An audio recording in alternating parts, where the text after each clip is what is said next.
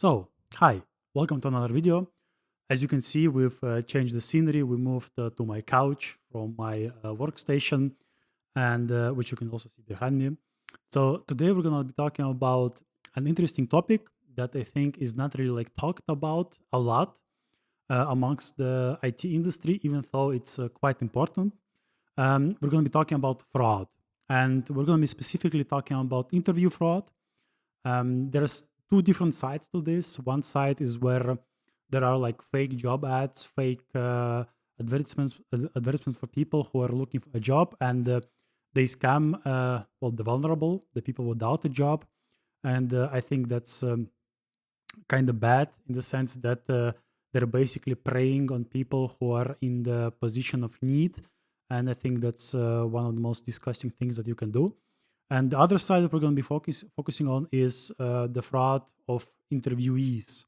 Because with the rise of AI, with the rise of the latest technologies, and especially internet and the internet connection, it's gotten much easier to impersonate someone. Like, for example, someone goes to an interview and then passes the job offer to you. That's one of the scams that we're going to be talking about. But in general, it's become quite easier to make yourself seem much smarter than you really are. And I'm not saying that's really like, actually, no, I'm saying that's a bad thing, but not like, it's not a disaster. Because again, like people are doing that for many years. Like some of you might a bit like embellish your resumes to make seem that you're more senior than you really are. But again, those are things that people know about, and we've adjusted to like work with it. We can work with that. But nowadays, let's start with like talking about the interview fraud that is now quite popular, and I've also encountered it myself. I've been, I wouldn't say the victim, but I was like part of that. Like I was scammed, so to speak. So I'm gonna tell you my story in a bit. So first of all, let's talk about the interviewee scam. So there's one part, for example, it's also quite popular in the Indian region. Basically, like people apply for jobs. Up to the interview comes a great person with years of experience. He's like answering all the technical questions left and right. He's very good, or they are. Let's keep it gender neutral. They're very good. They like impress the interviewer, and then they pass the technical one, and then another one, and eventually the person gets hired. What the people at the company don't really know is that the person who was hired is not really the person who went to the interviews. This is like the first form of the scam, where people can hire other people to take interviews, to go to the technical meetings, and impress everyone with their knowledge. And in the end, they pass on the offer to a less qualified engineer. And again, it's not really that bad when you speak about it, but it might cost the company quite a bit of money, because there's going to be like several weeks until you really find out about the person not being good. Because again, the first weeks is the onboarding weeks. You can't expect the results from the person. The next couple of weeks are like them getting up to speed on the project, and then they can like wing it a bit with ChatGPT, with Stack Overflow, and only after like 1 or 2 months will you really be able to notice that, okay, this guy is junior, or this person is junior, and how did I not notice it before? And this is quite popular nowadays.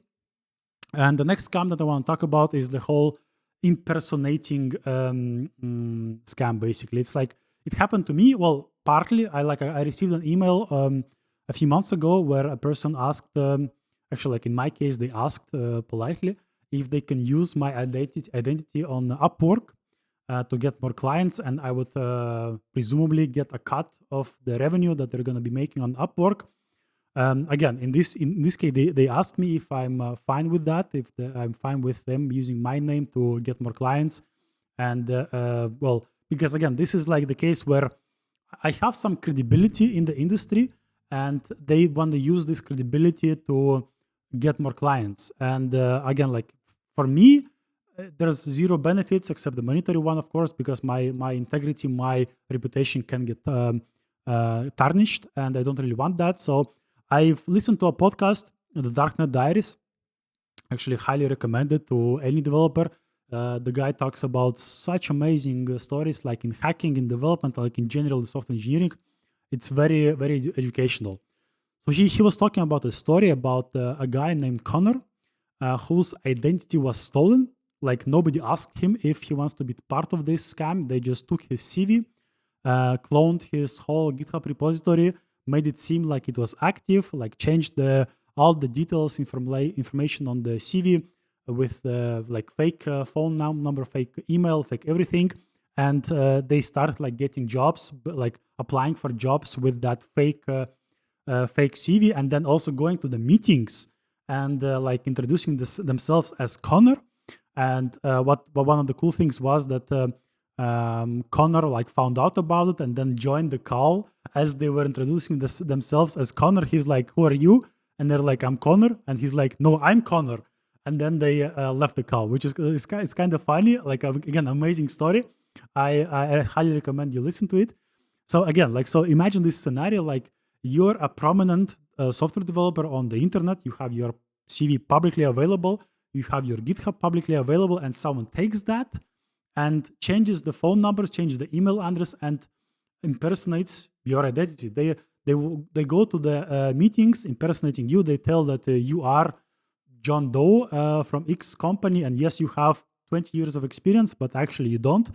And basically, what they do is they again use the credibility of this person to get the job and then earn some money. I have a similar story to the one that Connor had in his in the podcast. We were searching for a 3D programmer back in the day. I think it was 2022, and we found this Polish guy. He had an accent, not Polish, kind of weird. But anyways, he proved his technical knowledge, even though in the Zoom calls he was always without a camera, and he spoke with a weird accent. And but again, his technical skills were on the level. Like we gave him a few take-home assignments. Actually, nowadays I don't think the take-home assignments like bring any value in the sense that they're easily fakeable and the candidates don't like them. But again, we gave it and he passed it with flying colors. He was super excited, very like messaging quite a bit. And then he started working. And the first thing that I noticed that he asked for us to send money to some weird address. Second thing I noticed is that his communication style differs from day to day. The third thing I noticed that his code differs from day to day. So then I started digging because it kind of felt weird for me. And eventually, like what we found out is that, well, the person is not from Poland, so that's understandable. Like we were sending money to different people in Indonesia, and then it turned out that it was a team of people who were like positioning themselves as a developer from Poland to maybe gain some trust. I don't know. And again, they had a few seniors on the team, but most of them were juniors, and that's why the code level also differed so much. Like imagine like one day you're seeing like a code properly well written, well documented, and the next day just some bizarre stuff from Stack Overflow. Like of course you're gonna have questions to the code quality, and eventually we stop working with them, and we had to also like refactor some of the code that was given to us.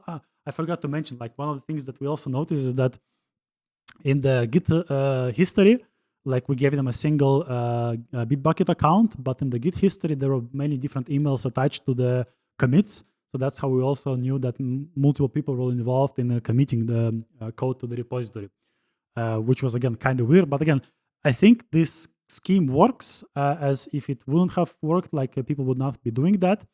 And the next thing, like from the interviewee side that I think I'd like to mention is the whole certificate industry. Like nowadays, certificates are easy to buy, they're easy to obtain, and nobody can verify the validity, the integrity of the certificate. So instead of like just assuming, like just thinking if the certificate is valid or not, I just assume all of them are invalid until proven otherwise. So I just try not to like take them into account whenever I'm evaluating an employee, like future employee. Again, fraud is on the rise, mainly also because with the AI, it's gotten quite easier to, for example, join an interview.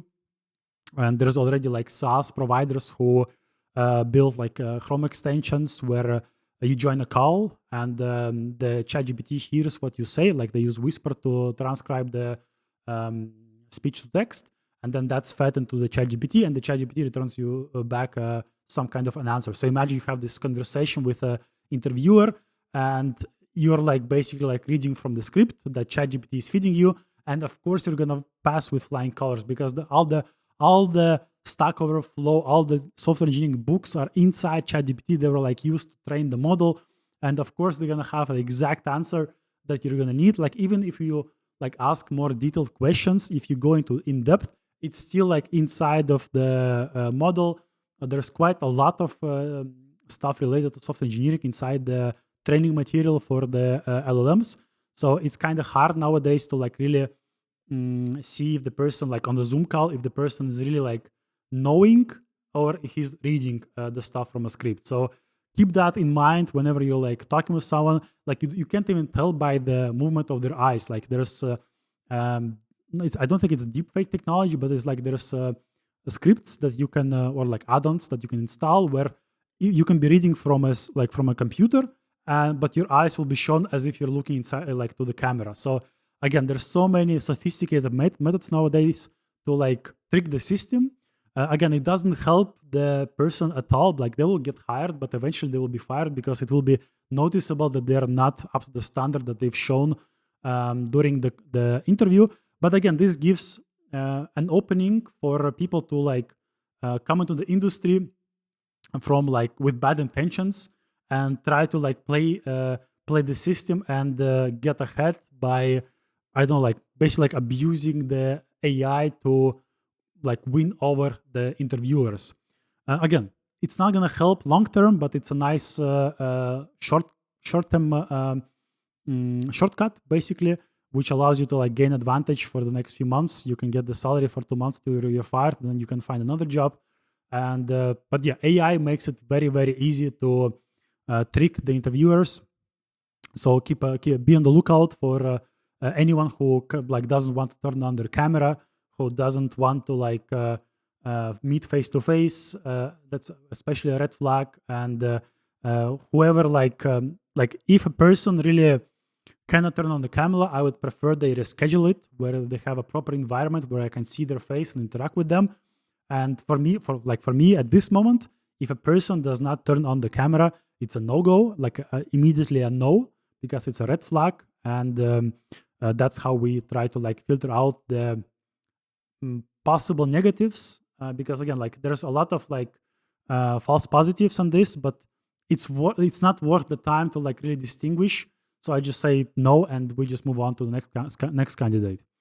I also want to like touch upon another side of this whole interview scam thing. Basically, the part where people who are looking for a job apply to a job, and then they get a message like, "Congratulations, you got this job." And I think this is like preying on the weak people, because imagine the situation: you were fired, for example, or like laid off, and you're looking for a job, and the market is hard, for example. And if you put yourself in that position, you will be excited whenever you see like a great positioning with a great salary, and they're so eager to have you. They're so accommodating. They're like saying like that you're the best that they have interviewed, and you will be like so excited about this opportunity that you will be susceptible to the confirmation bias. You will be avoiding the red flags, and you'll be like really looking at only the green flags that you perceive as green, which are in reality just red. So again, imagine this scenario: like you apply for a job, it's a great position, great salary, and then you hop on a call with someone without a camera, and they tell you congratulations, we proceed to the next step, and then you get a call from another person without camera, and then they tell you there's a small fee that you need to pay for the processing, or like for some language course that you need to finish, or some other stuff they need to pay. So it's similar to like pig butchering scam. If you haven't heard of it, I implore you to Google about it. It's quite, I won't say fascinating, but it's quite sad, but it's very efficient. So it's the same purpose. So like the same concept. You pay one fee, then you pay another one, then another one, and until you like stop paying, they will not let go of you, and you will be excited about this opportunity. So up until the last point where you like really understand that you're in so deep, you will be like so excited. You will be excited to give them money, because you're giving money for the equipment that you're gonna receive a refund once you start. You're gonna be giving money for your future car or whatever. And again, this is all done in the state of like, this is a great opportunity for you. So you not paying is a bad thing. So please pay because your opportunity is at stake. And the FBI even has a list of this, all of these fake jobs, fake ads for the jobs. Again, mostly people who are not really like into IT, or like they're only joining the IT industry. They're the most susceptible to the scam because they don't really know how the scams work, and they wouldn't like, for example, someone asking you to pay a 300 fee for something would not really raise their red flags or their spider sense. But again, like keep in mind that this can happen to anyone.